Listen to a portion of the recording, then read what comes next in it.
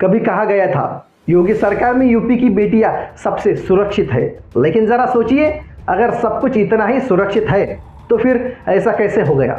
8 जनवरी को मेरठ के कपसाड़ गांव में एक 50 वर्षीय दलित महिला की हत्या कर दी गई। महिला की बेटी 20 साल की, उसका अपहरण कर लिया गया। घटना उस समय हुई जब महिला अपनी बेटी को बचाने की कोशिश कर रही थी।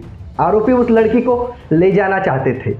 आरोपियों ने लड़की को पकड़ने की कोशिश की, लेकिन महिला ने अपनी बेटी की रक्षा करने की कोशिश की। इसी बीच उन्हें घायल कर दिया गया।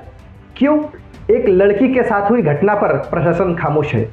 और सबसे बड़ा सवाल, सरकार आखिर चुप क्यों है? कहते हैं यूपी में कानून का राज चलता है, लेकिन जब एक परिवार न्याय मांगता है तो उन्हें क्या मिलता है?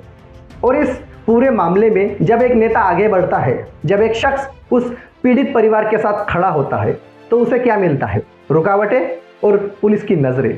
हाँ, हम बात कर रहे हैं चंद्रशेखर आजाद रावण की, जो अकेले उस परिवार के साथ खड़े नजर आते हैं, लेकिन उन्हें भी रोका जाता है, घेरा जाता है, उनकी आवाज़ दबाने की कोशिश होती है।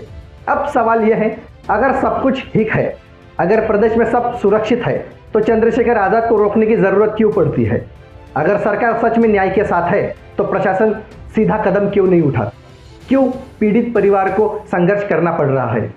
क्यों बार बार बयान आते हैं, वादे आते हैं, लेकिन कार्रवाई कहीं दिखाई नहीं देती? यूपी सरकार कहती है हम बेटियों की सुरक्षा के लिए प्रतिबद्ध है, तो ये कैसी प्रतिबद्धता है जहाँ एक परिवार चीख रहा है, एक परिवार न्याय मांग रहा है और सरकार चुप है?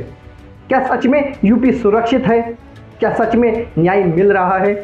या फिर ये सिर्फ बातें हैं और हकीकत कुछ और ही कहानी कह रही? सत्ता सो रही है या फिर जानबूझकर आंखें मूंद ली गई है? ये कहानी यही खत्म नहीं होती जब तक दोषियों को सजा नहीं मिलती, जब तक जवाब नहीं मिलता। ये सवाल जिंदा रहेंगे और आवाज़ उठती रहेगी।